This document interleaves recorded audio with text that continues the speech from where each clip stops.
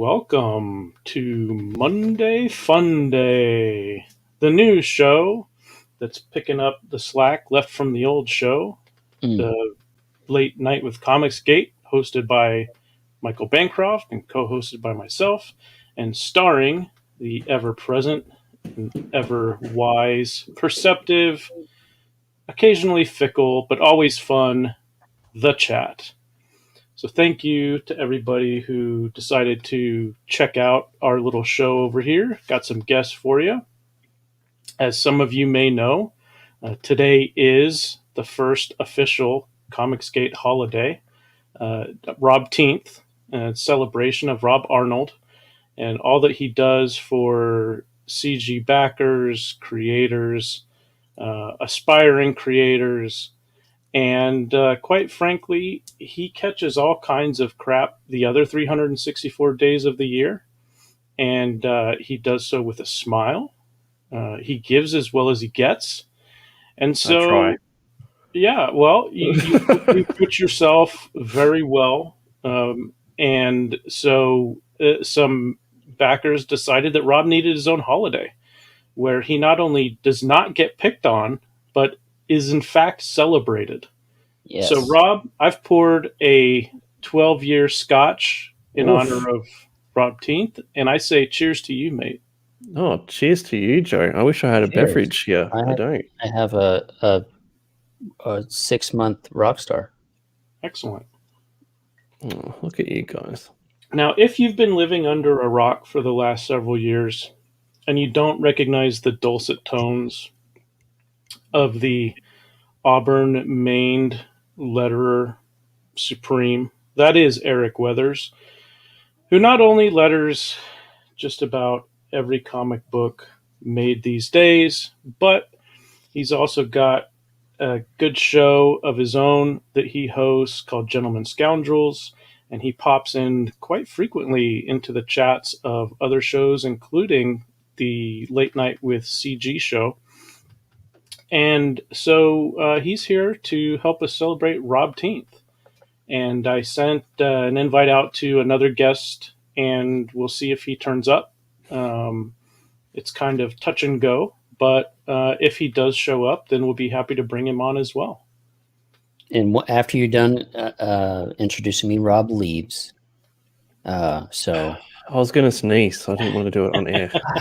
It's better if it's just muted and we get to see the full. Oh God, no! No one wants to see that. So let's see who we've got in the chat this evening. John says, being today's Robteenth, does this qualify as a Bogan Discord? And I said, definitely. Come one, come all, join the Bogan Discord. Hosted by an honorary part-time Bogan this evening. Past Master Dan, good to see you. Eric says, ain't no party like a Robteenth party because a Robteenth party never stops.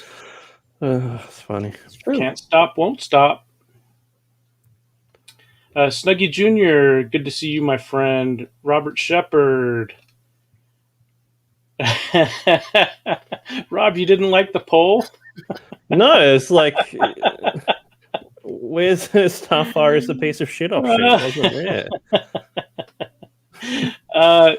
There is a character limit, and it's kind of small, so that would fall under writer and or editor vanity project. Yeah, you're way too nice, Joe. Way too nice. I have been accused of that.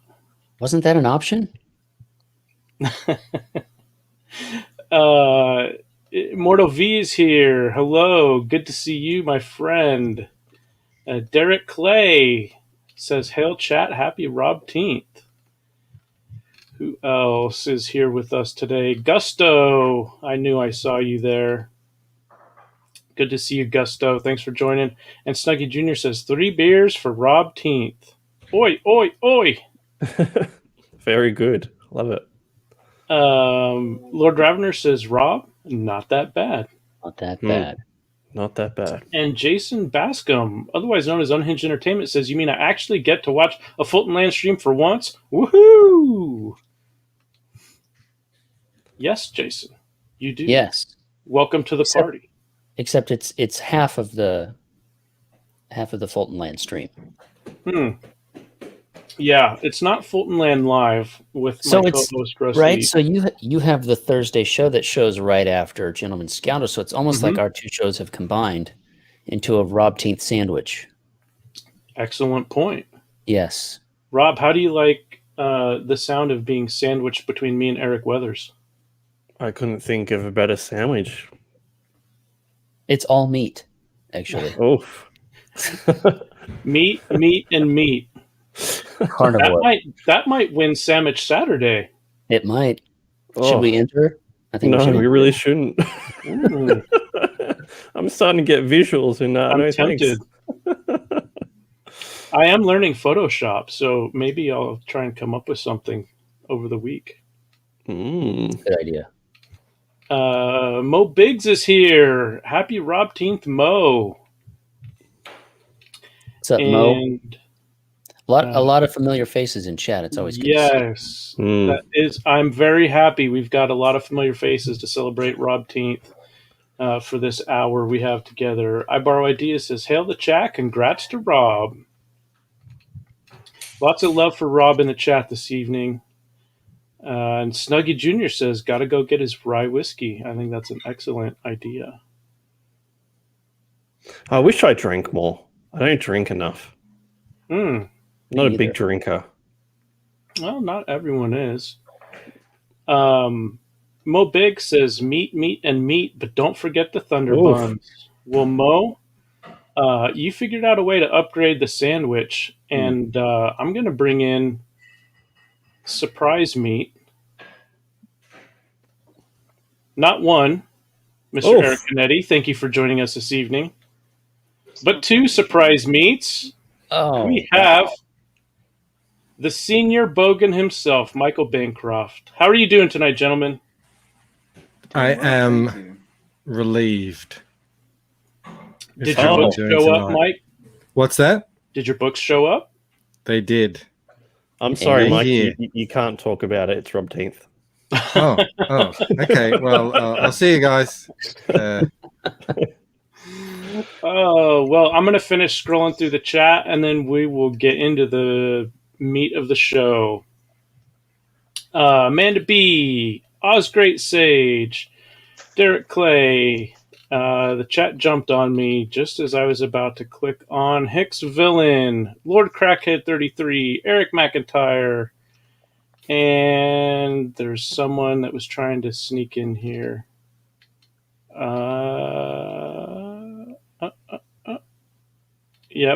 Yep. I know he's in here. Skip Edwards Art. Good to see you, my friend. Thank you, everybody, for joining us on this wonderful celebration of Rob Arnold. Congratulations, Rob.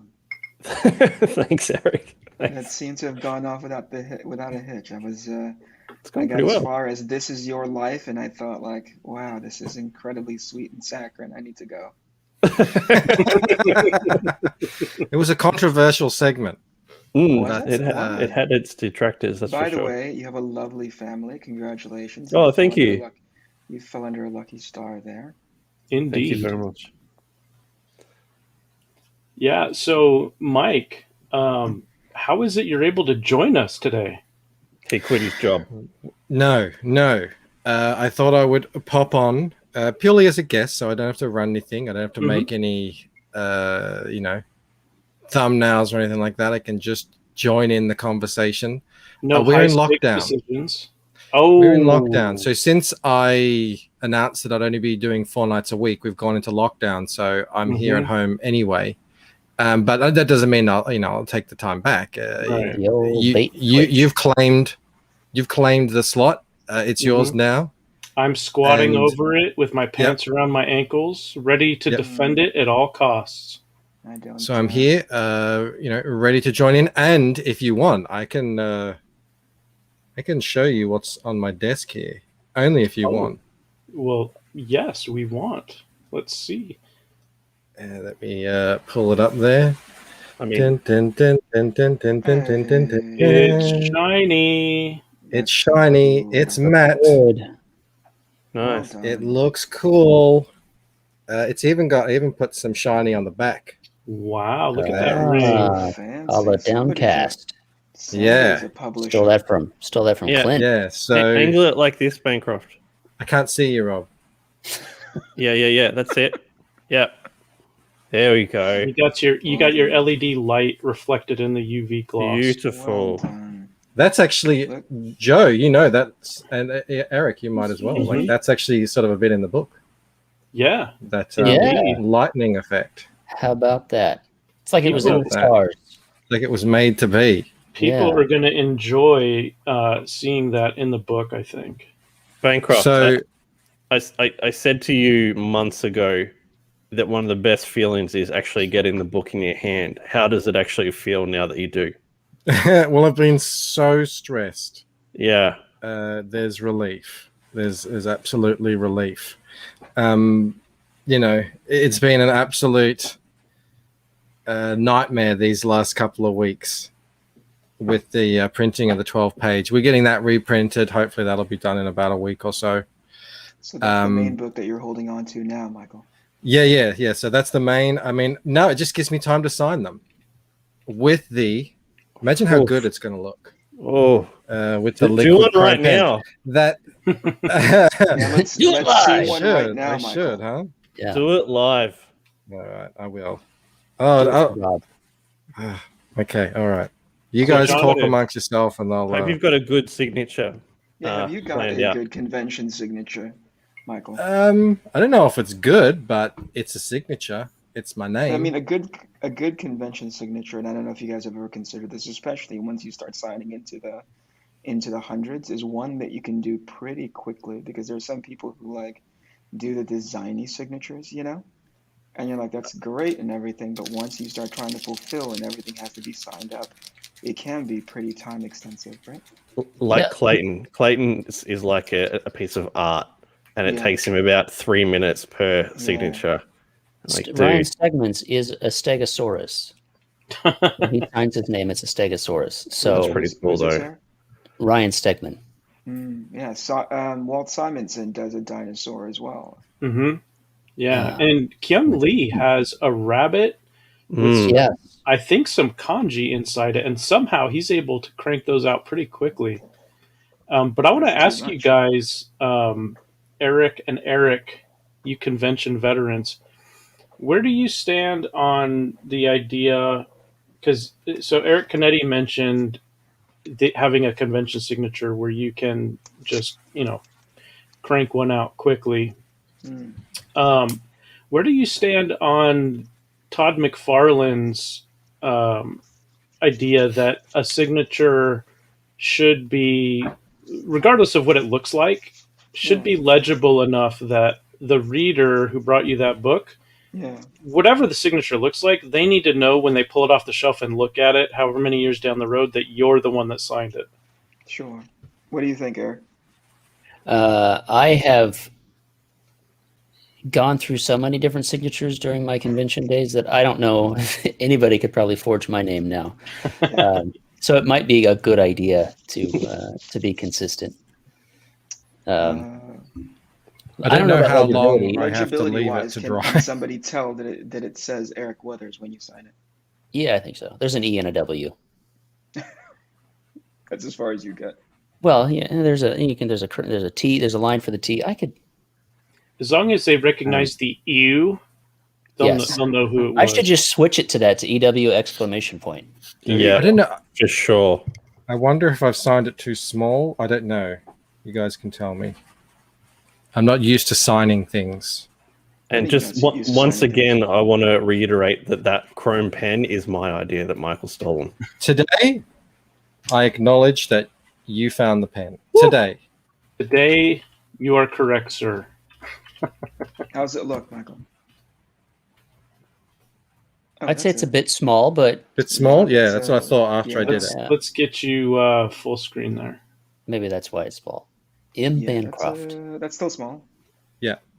Yeah, go a bit bigger, huh? Double it. Double it. I'm not used to that, so I'll have to practice that. If you're taking requests, I Borrow Ideas would like you to sign his copy as Stabber McGee. Okay, I can do that. Double the size, double the Chrome output. That's true. That's All true. right, Is that I'll do that. expensive? Is that an So you expensive? can buy twice pen? as many pens now. It's an expensive pen, but I mean, this is for the backers. For the backers. I like the way your brain works. Mortal V You says know. Michael is not used to signing things instead of just putting an X. I don't want to close the thing yet because I don't know how long it takes to dry. We haven't tested it. Mm-hmm. I don't want to put my fingerprints on it. Yeah, Crackhead, can you clip that, please? I have a convention signature, but it's different from my check writing signature because I'm that level of paranoid. Mm-hmm. I don't know Ooh. if that's the same across the board for you guys. Yeah, I'm going to the EW exclamation point now. It's actually pretty common from what I've heard, Mr. Canetti. I don't think it's that unusual. Did Rob get a haircut?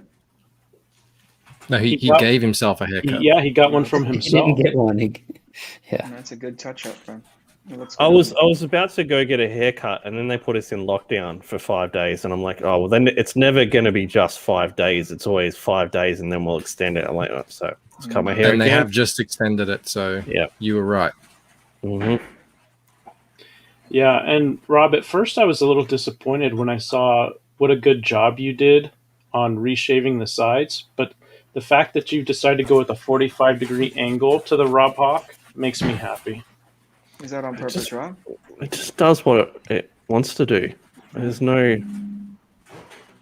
I don't know. It does what it wants. Well, Looks Big says he just realized Bancroft and Mrs. B have his initials. Congratulations, Mo. Or maybe I should congratulate Mr. and Mrs. B. I'm happy with that. A trio of MBs. So have you settled on an average dry time for the Chrome pen signatures, Mike? I have to test it. I'm not gonna. It's dry now, but I mean I don't know exactly when it got dry. But my God, it looks good. It looks so good. Signing, Michael? What's that? How many of those books are you signing? I'm signing all the main books, so every main book that goes out, and then every unedited edition gets signed. The 12-page preview I'm not signing, but how many books in total? 800 and something. That is awesome. Yeah, it'll be good. It's cathartic, you know. It's ego building too. That you're signing your name that many times. You have to be present for each signature because you sleep on one of them, and you end up with a Von Kingdom situation. Yeah, and that's a real trouble. Yeah, we've been watching Boston Legal while I do sketches and stuff at the moment. So I might sign one Denny Crane or something. I don't know.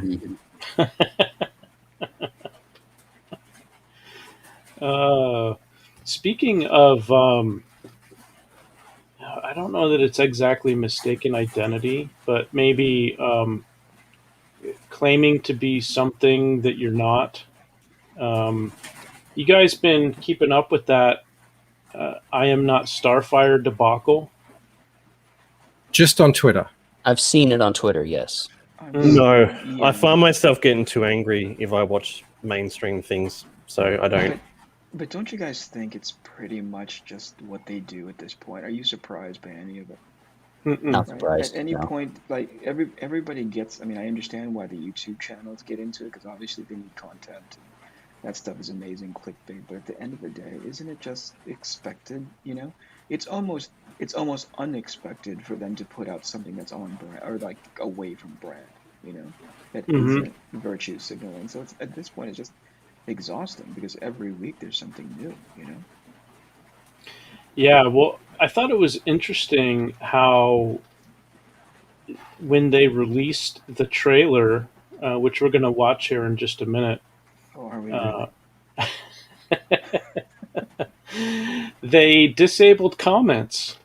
It's Yeah. almost as if they knew ahead of time that most people would not like it. And It's called differently abled comments. differently abled comments. Thank you. Thank you. Physically challenged comments. Right, right. Differently abled, physically challenged. Some might argue mentally challenged as well. Hold on. Mentally divergent. Joe. Oh, that's right. Neurodivergent, Neurodivergent atypical, comments. differently abled. Lord Crackhead says, not surprised at all anymore. Apathy has set in for me regarding the mainstream. Well, Go. one thing you might be surprised at, Lord Crackhead 33, is that the people who you might think that the book is quote unquote aimed at, or the people who DC might claim that they're trying to get as an audience, aren't having such a great reaction to what they're seeing. So I'm going to play the trailer for us. We can kind of weigh in on what we think. The chat can let us know what they think. And then I'm going to play for you guys the reaction of somebody who you might argue was the intended audience, and they're not happy about it. So I'm going to bring up the trailer here, assuming I can find it again. There we go. And share screen. Make sure we get the audio. And enjoy. I'm Mandy. All my life, I've You guys hear the audio? Yes. Yep. Okay, great. been like a superhero, but really, I'm like the opposite of my mom, Starfire. She can fly and shoot star bolts. I can't do any of that. Now, Blackfire, my evil aunt, shows up and tells me it's time to meet my fate. So now I have to battle her for the throne of Tamarin, wherever that is. And since I'm not my mother, what happens next is going to be totally messed up. 10 out of 10. Totally. Like, totally. I'm into it. Before seeing the trailer, I was completely negative. But now it, buy stock. I'm in. Hold on. And Eddie's all I'm in. gonna go to my Amazon account now. Stand by. So, who do you think the intended audience is there, Joe? Me, man. I think Eric. It's just Eric. That's it. Yes, man. It They're worked. like, we can capture the Kennedy demographic. That's all we need. We just need that one sale. Yeah, I think it's intended for people who are not white, not hetero, not buying comics every week at their local comic shop. In other words, not for the bulk of the demographic that buys their books or used to buy their books. I think it's intended for the what was it that a Marvel executive, how they described it, a new audience. Joe, And- let me ask you about that. Why not white and why not hetero? Oh, well, according to what I've been told the last few years, it's because that if you're born with a certain skin color, namely white, then you are a garbage person. Oh, Jesus. You're not wanted. And Yeah, it seems to me, just based off that, 100% off that, it looks to me to be aimed towards 27 to 45-year-old single women, which What's that I demographic, Mike? I mean, exactly. It's not the key demographic, but it's, yeah, I don't know how many of them are into comic books is all I'm going to say. I mean, I know on Twitter, it looks like a lot of them are. They certainly say they are. But It's all Russian bots. those pesky Russian bots. This is the problem, right? It's aimed towards whatever demographic, what they think that demographic wants. But the demographic doesn't actually want what they think they want. Does that make sense? Yeah. Exactly. I think they And- have an idealized demographic that maybe some of their surveys, some of their data, they must be getting that KPI from somewhere.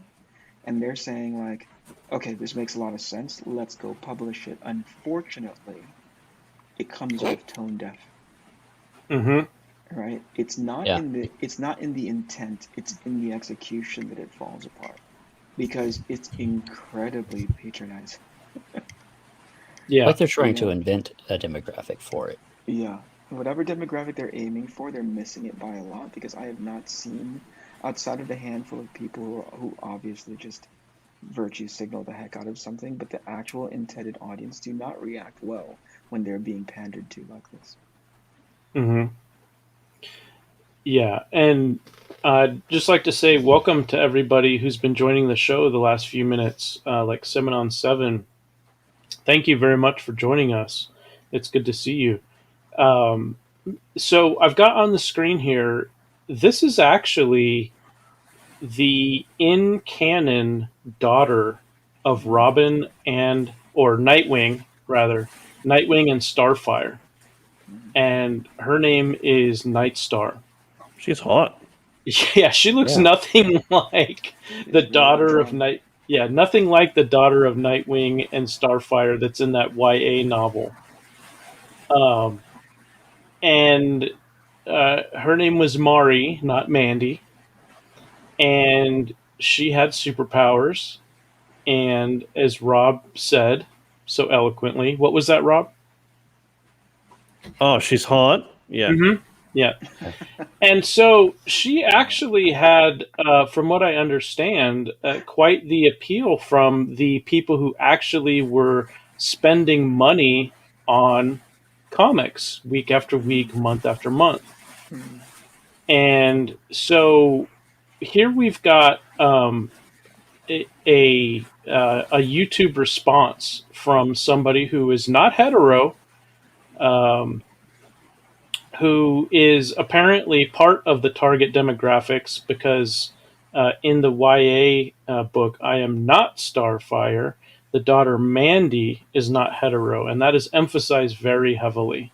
So I thought it would be interesting and possibly educational if we were to get the take of somebody for whom that YA novel apparently is targeted towards.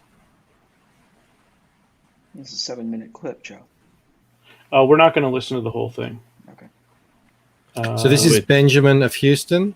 Yeah, Benjamin of Houston. So he was looking forward to this. Is that where we're starting from? Yeah. Okay. And here we go.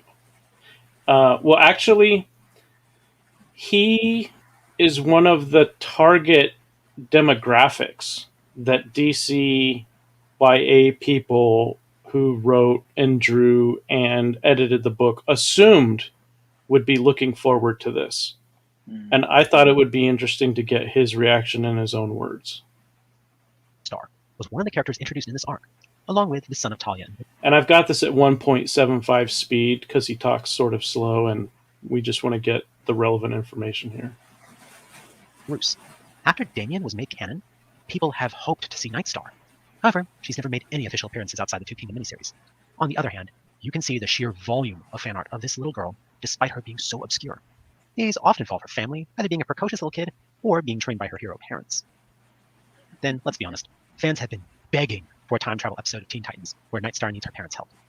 Helping his daughter might even force Dick to take the desperate action of telling his friends his real name, or do the unthinkable to ask Batman for help. The episode practically writes itself. Then we get this. So now we've got a couple of different versions of the Teen Titans, which means a couple of different versions of Starfire, which he was okay with, right? Different from the comics, but still okay with. And he gave his reasons why. Now here we get to the YA graphic novel. Andy, not Mari. No multi-generational Bat or Titan family. Starfire is actually shown to be a very bad mother. It's one thing to have teenage rebellion, and it's definitely a big deal to have a famous parent and resent being in the spotlight. But this is beyond any reasonable situation. This reflects horribly on a character who has been shown as one of the most loving and caring people in all the DC universe. The promotional images make Juan look like a courtesan who's never present for her daughter. So for anybody who's not clear on who he's talking about, it's Starfire, who he has said is clearly established in DC canon as having a particular personality that is nothing like what is presented in this YA graphic novel. Eric, did you work on Teen Titans, or am I imagining that? No, I worked on Teen Titans from back in the day. So that made me smile when I saw the animated version of them. Although we have to assume Sorry, he was for a talking. minute. I think he was asking me, and no, I didn't. Sorry, I couldn't resist. Now we have to assume that this is. Are we then saying that this is canon? Is that what we're? Yeah, where's that lie? Because it's lining up with the whole throwing out the way things have always been for the new hotness. Right. You know, forget the character's backstory for 30, 40, 50, 60 years. Let's just change it on a whim. Because if it's not canon, then who cares? Ultimately, this goes down the memory hole, and nobody talks about this in a year. You know. But if it's in canon, then it's like you guys need to be careful with your IP. Exactly, and this reader, Benjamin of Houston, is going to get into some of that territory as we continue. Then the summary in the press release is so banal that sounds like a reject from a Lifetime original movie. The daughter doesn't want to go to college, instead wants to go to France to get away from her mom. Plus, she found her first love in school. Whoopee! So every high school story ever. Yes, it's a novel for teens, but seriously, does DC think kids are that shallow? This is a fantasy superhero. And the fact that she doesn't want to go to college is not only the main setup, but the hook? That's what they put in the press release? Plus, she's gay. All right, who cares? Sorry, but bad representation is worse than no representation at all. The bad representation is worse than no representation at all. And I have heard this from I don't know how many non-hetero people at this point who are sick and tired of being condescended to with characters who are shallow, uninteresting, and completely different from the legacy that has been previously established from these corporate publishers.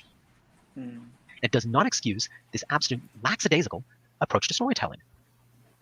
This is important because we're getting exactly what we asked for in a way that no one could possibly want at all.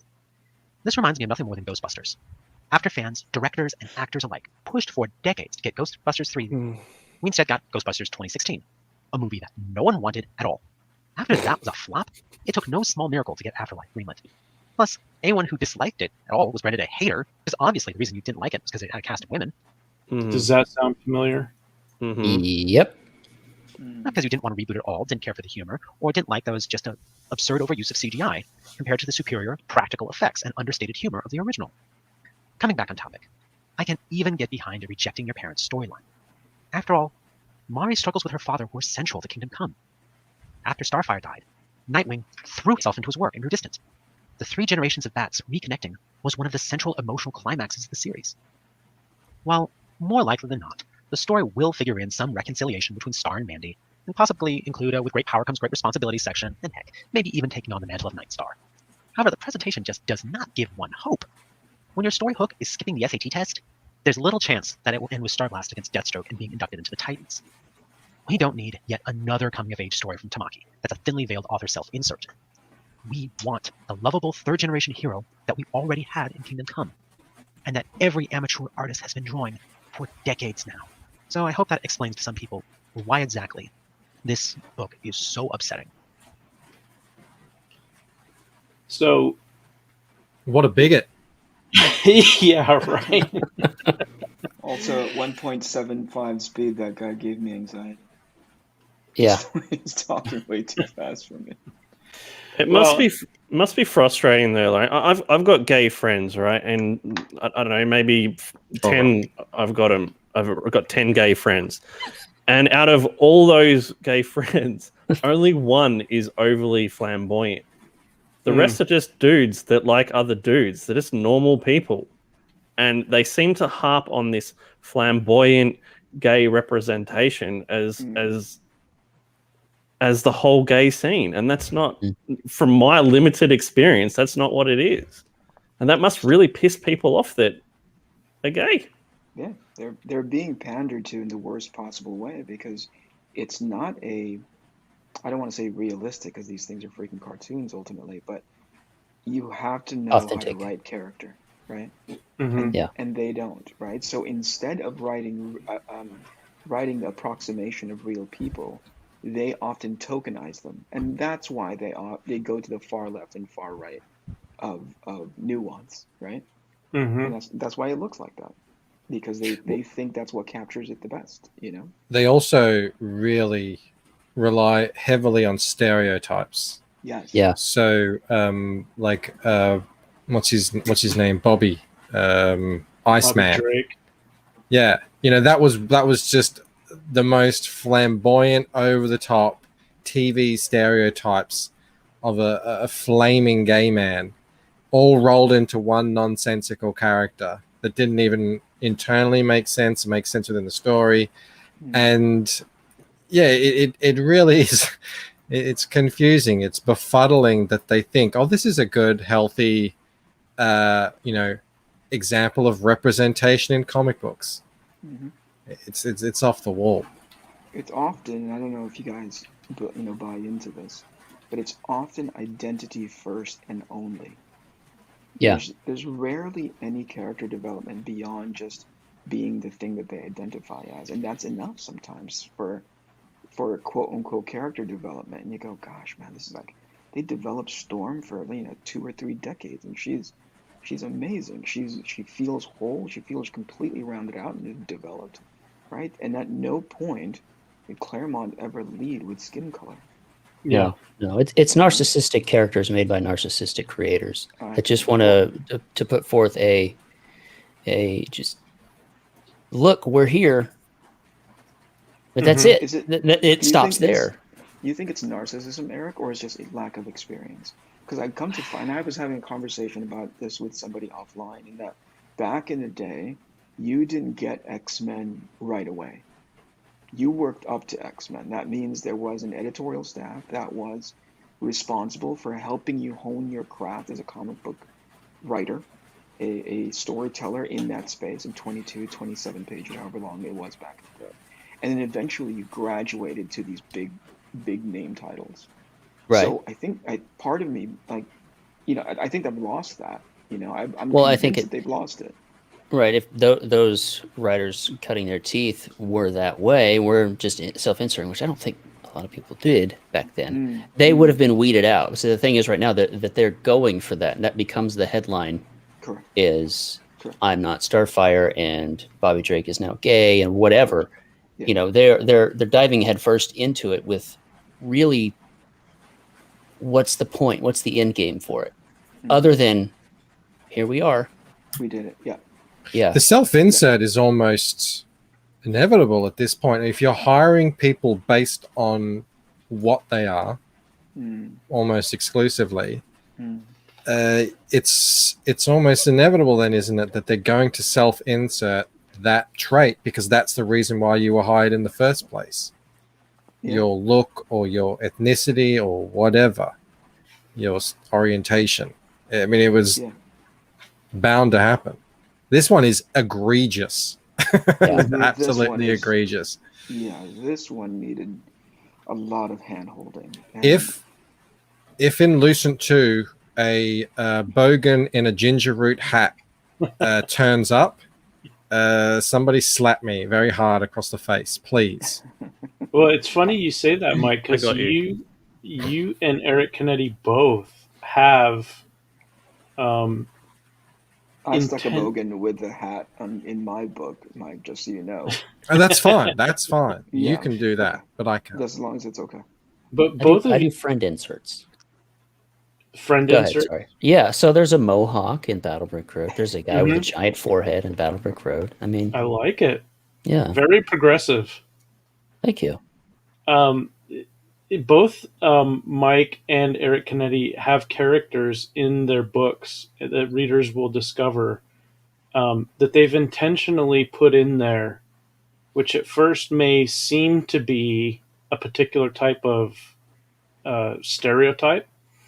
But then as the story continues, we find out they're much more than what they present themselves to be on the surface. And it's wholly, at least in my from my perspective, or at least in the story that I'm telling, it's wholly motivated. it's not shoved in there. It's it's there's an actual reason for it to be there, not just for the sake of, oh hey, look, this is the thing that we believe we're going towards as a as a company or as a Mm-hmm. And if I think I know who Joe is talking about, if it's the right character, Mm-hmm. for me, it was coming from a place of authenticity. I'm trying to make the world that I'm building seem as real as possible, so that when the crazy stuff happens, it's got that much more of an impact. Mm-hmm. So the characters that inhabit the world are real, and that may come across, and it's not my fault that certain people have taken hold of certain looks and styles and characters and run with them in a pandering, stereotypical way. Yep. That doesn't mean we throw the baby out with the bathwater. I know you, Eric, this is sort of off topic but semi-related. You were saying that you want to use the purple and blue and pink color palette in a way that has been abused lately by people who don't really know why it works in certain ways, just because they've heard somewhere that, oh, this is the color palette of bisexuality, so I'm just going to put it on everything. That's what it's been labeled as ultimately. Exactly. But I don't think that's how it started off. No, definitely not. I think as people saw the color combination and realized how pleasing it was to the eye, and how easy it is to harmonize images, if not whole pages, using that color palette. But what they didn't realize is the root of why people were using that to begin with, at least where a handful of people pulled it from. And a lot of it came from European comics, when they were limiting their color palettes on purpose. And those limited color palettes spoke narratively to the spaces that they were rendering. In my case, like anytime I would see Mobius paint with that or color with that color palette in specific, it was because it was a very alien, or it was supposed to be an unnerving scene. It often cut away from his super muted color tones. And then he said, something weird is about to happen here. So I engaged this particular set of colors.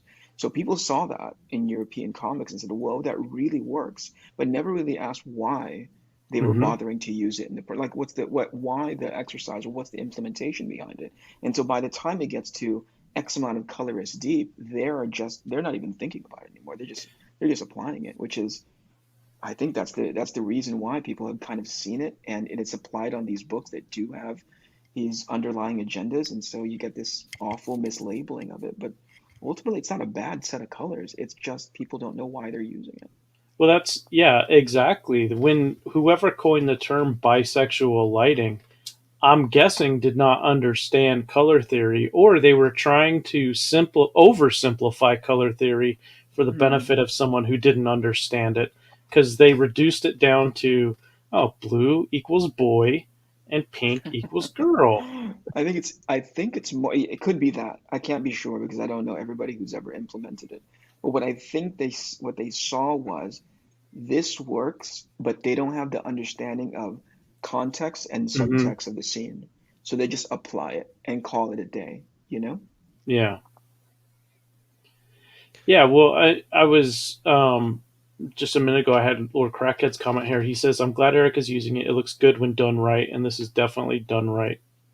So this is a page that Eric tweeted out recently from Arc Athena. And that's not me. I'd love to be able to take credit for that, but that's all Giuliano. So, well, no, I'm just saying you're the one who tweeted it out. Yeah. So Giuliano, that's the colorist. He says Giuliano's alien mothership rematerialization from warp jump rendering beats your alien mothership rematerialization from warp jump rendering. That's so fucking ridiculous. And I retweeted it. I liked it. That is a tweet at 2 a.m. when I'm waking up in the middle of the night, trying to go back to bed. That is so stupid. It got a lot of positive attention. People liked what they saw, and this just goes back to what you were saying a minute ago, Eric. Is when something as ridiculously labeled as bisexual lighting is understood for why there was appeal in the first place, and then it's applied within the context, from which it makes sense, you can get results like this, and people go, "Wow." Yeah, Giuliano knows what he's doing. Yeah, he does. What he does to your artwork, like, man, there's an elevation that's happening that now it's going to be in my hands soon. Hopefully we can bring it all home. Yeah, man. He is going to be tying a pretty bow on it in about 2 days or so. Okay. And everything ends up in your plate. All right. I'm not nervous. Can I just make another point that's kind of not related to this at all? Sure. Like, you have two choices, right? You want to pick up, you have I Am Starfire on one hand, right? And then I came across this manga the other day that just sounds so ridiculous that it sounds awesome. It's called Chainsaw Man. He has the ability to make chainsaws like come out of his hands or anywhere from his body. It's like a chainsaw head. Yeah. Tell me you don't want to go and pick that up because it just sounds like fun. Let's see, Amazon.com. Have you seen any images from it at all, Eric?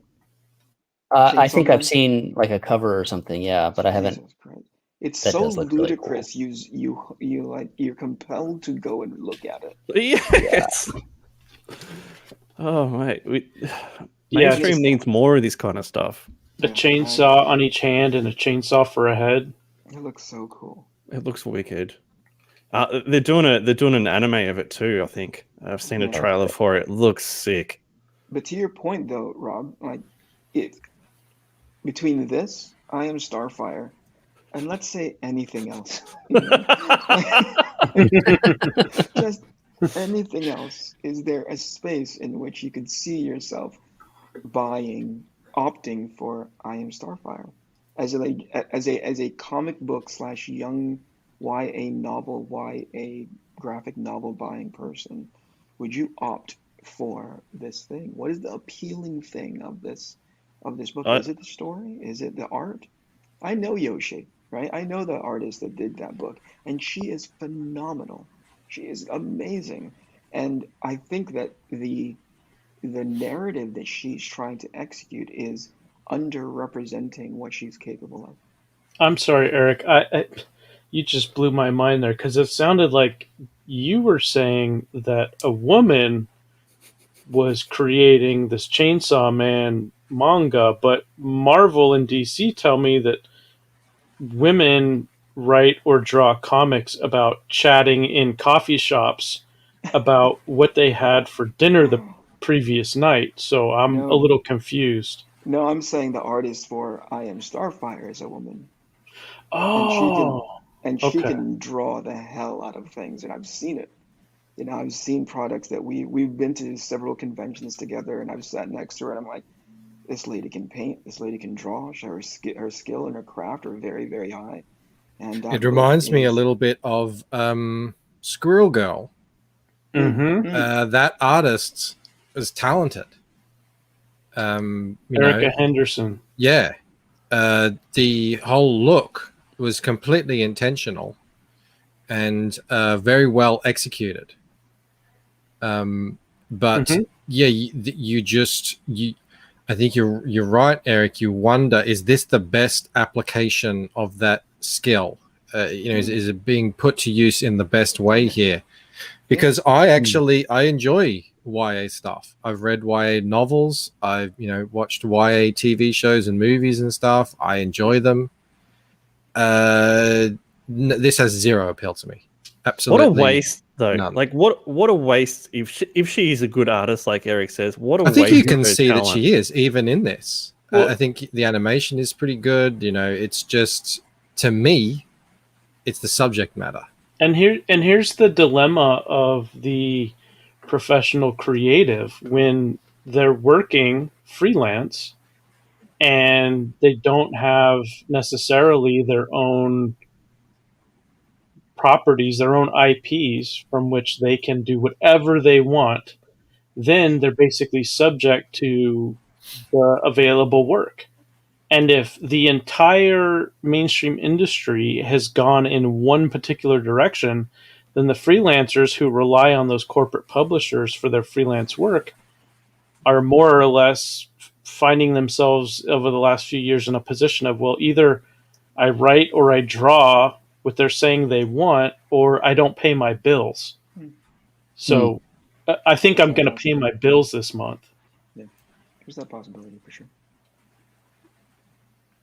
That's the position Eric Weathers finds himself in. It is. It is. You know, I'm serious. I have to letter the Lucent.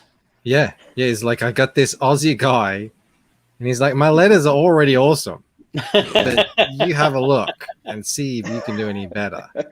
And Rob's like, well, it's either I letter this thing or, you know, my kid goes hungry. So I don't blame you, Eric. Gotta feed the kid. I have to swallow my pride Mm-hmm. and letter the Lucent so my kids can eat. And I'd like to does Eric walk in there and go like, okay, I'm ready to plus 10, plus 20 this book. And he takes a look at the material and he goes, all right, well, you know, maybe plus 2 is all I need. I'll see what I can do. The Dying Days of YouTube says no super chat capability. No, unfortunately, this channel is still in its infant stage, so it needs 1,000 subscribers and 4,000 hours of watch time before I can apply for monetization. So make sure you subscribe, like, share the channel out. Tickle that bell. Thank you, Rob and Eric and Mo. Appreciate you guys. What you were saying before, Mike, I was just going to say, I'd like to state for the record, Eric Weathers, that one of the first things that I asked Mike was, have you thought about going with someone like Eric Weathers for your lettering style? And at the time, he said, no, well, you know, this really is modeled after the European BDs, the Bande Dessinée, you know, Franco-Belgian European albums. And this is how they do their lettering, and this is what I want it to look like. I said, oh, okay, you're the boss. But as we went through, I said, Mike, you know, this lettering, it really needs help. Now, I can help you, you know, kind of move things around and we can improve it to a degree, but unless you want to start redrawing things, you really need a different lettering style. And he's like, okay, well, you know, send me your suggestions. We'll see what we can do. And we did. I mean, we spent a lot of time relettering the book. Too much time. And at the Wasted. end, I was basically like, you know, this is as far as I can help you get if you're locked into this lettering style. And it's like, are you sure you don't want to, you know? And then he brings me on to consult as a consultant to just go over it and say, give him a ginger root thumbs up or down. And I gave him kind of one of these, like right there in the middle. But then I sent him a sample of what I would have done had I lettered it. Yeah. And then straw meat camel's back, and there we are. I mean, I say this all the time. Just hire Eric Weathers. See, Rob knows what to do. Really simple. Eric, he's your agent. He's your agent at this point. He is. I should be paying Rob. Yeah. I'm 48 pages shy of issue 6. I'm like, I should hire Eric Weathers just to draw everything. Yeah. You should. Not a bad idea. And it's funny actually with the lettering, because I just sent the unedited edition off to print. That has the original. This is before any of that work, Joe. Yeah. What's that face, Rob? I just imagine what a train wreck that's going to look like based on art I've seen Michael do before. Yeah, it's pretty bad. So, Joe and I, we did a pretty Herculean effort on fixing it up and getting to a point. But with that style, with the rectangles, you're really locking yourself into positions that you'd be so much freer if they were circular or like oval shaped, because then you can put the friggin' tail any way you want, as opposed to it has to be either this way or that way. And you can put the lettering in a certain. Yeah, it's. I We all wouldn't start do that somewhere. again. Yeah, that square stuff not great to work with. We all start somewhere. And this is the, what are you calling your original unedited I call version? it the unedited, but it's colloquially known as that word, as the crackhead cut. The crackhead cut. Yeah, this was my unmastered stuff. We all start somewhere. The lettering's a lot better now. Mm-hmm. So, I was doing what you were doing. You wanted to do everything yourself. Mm-hmm. Yeah. Yikes. It's funny is that during the All that process negative space of remastering Flying Fortress, when Eric and I were in early discussions about what he wanted, one of the things he said was, you don't have to give me any notes on lettering because I'm relettering the whole book. Just know that right up front. And one of the things that we discovered as we were going through is that not only was he able to uncover more of the artwork by relettering the book, but when we were able to rework the dialogue so that the same essential information was communicated to the reader, but it was done in a different way, usually with less words, then we uncovered even more artwork. And that was one of the things I was saying to Mike is, man, it would be so nice if we could uncover more of this artwork. It would have been a benefit had the artwork actually been good in Flying Fortress. Well, to be fair, you advertise it from the beginning as this is like a 7-year progression. That's true. Maybe I should pull back on my Battlebrick Road promises of great artwork. Hey, that's been my whole marketing strategy for the Lucent. Paint the biggest target you possibly can. So as long as you hit somewhere in there, okay, you're good. All I've been saying is it's an improvement. And mostly it's been you guys saying it. So, hey, what are you going to do? Mm-hmm. But we're not here to talk about that. We're here to talk about Rob. Yeah, Rob. Yeah, and what kind of improvements has Rob made in his life? Got the haircut. Yeah, it's good. Got a Hershey kiss there on top of your You got head. a wife that doesn't have eyes that are like you could drive a train between them. I can't believe no one has mentioned I'm wearing an hoodie. Yeah, because you got to stand up and show it off a little bit. I didn't want to steal your thunder, Rob. Look at this thing. Oh Look at that. I'm going to spell it in the chat. He's like a Sith Lord comfort. Oh, it's so comfortable. So sorry, we're still in your day. You look ravishing. I think this is Rob's best look ever. Very masculine, Rob. I think you should be walking down the aisle with Ric Flair's theme music playing in the background. It's woo! Yeah. Is that how it goes? Yeah, that's how it goes. Not bad, huh? You got it. Can I make a quick point? You know what's really cool? I just noticed Mike and I are working together. Joe and Mike are working together. Joe, Eric, and Eric are working together. Eric and Mike are working together. How cool is that? Pretty cool. It's a very spider web. That goes back to what you were talking about when we were talking about something offline, Rob, which is I feel responsible, not necessarily beholden to put out the best product because I am representative of a very tight-knit group of people. Does that make sense? So it's not to say that my underperforming is going to ultimately impact anybody's campaigns or anybody's initiatives. It is something to be said about like, man, I'm proud to be part of that group because they are putting out such amazing work. Right? Because it is, like I said, it is such a tight-knit group of people. I got a question. Sorry, Joe. Just got a question for Eric and Joe. Yeah. Are you guys going to hop in a back room and do the lettering, like Eric does with John? Oh. I'll let Mr. Canetti answer. Back room lettering. What's happening? All right. So on some very few occasions. Eric's like, don't you tell people I do that. They're going to come to expect it now. I've done it with John Malin because he wants the overarching, what does he call him? I forget what he calls himself, but he's very particular about everything. Specific. Yes. So I've done it with him. I did it with Vaughn on Monster MD, and I did it with Clint. And Clint was just edits. He just wanted to hang out while we did, like, hey, can you fix this typo? That kind of stuff. But that's what Rob's wondering is are we gonna go through and listen? I'm handle on all your that. timeline, man. You're a very, very busy dude. If all it does is slow you down, if I'm sitting in the room looking over your shoulder, then I say no. But if it's beneficial for me to do that, what I think it I'm will happy to do contribute.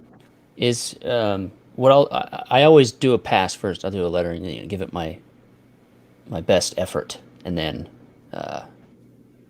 if you want to go over it and say, hey, you know what, that little thing in the background that I thought was a smudge isn't a smudge. It's important. We need to move the balloon. That kind of stuff.